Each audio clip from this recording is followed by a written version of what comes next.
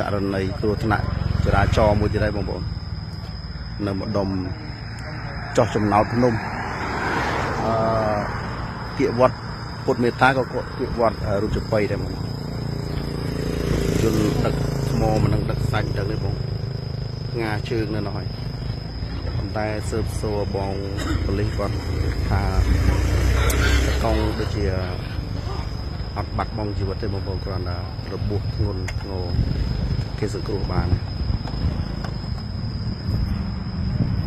มันធម្មតាទេបងប្អូនគឺខ្លាំងទៅមែនទេបងប្អូនទៅណែនពីនោះមក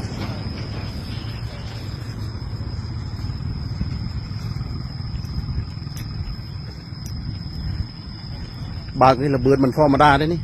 លបឿនចោះភ្នំនេះបាទ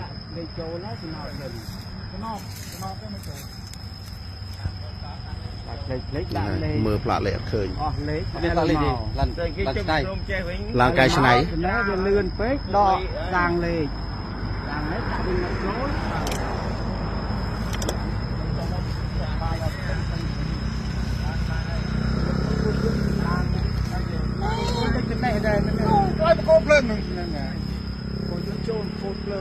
ថ្ងៃមុនគួរយុទ្ធនៅត្នេះមួយ